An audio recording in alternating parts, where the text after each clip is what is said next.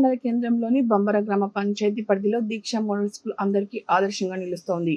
శుక్రవారం రోజు మెనూ ప్రకారం ప్రధాన ఉపాధ్యాయులు కొట్నాకే దేవారావు అందరికీ 52 మంది విద్యార్థులకు మెనూ ప్రకారం పీఓ ఆదేశాల మేరకు అన్ని విధాలుగా శుభ్రత పాటిస్తూ నాణ్యతమైన భోజనాన్ని అందిస్తున్నామని పాఠశాల ప్రధాన ఉపాధ్యాయులు కొట్నాకే దేవేంద్రరావు తెలిపారు.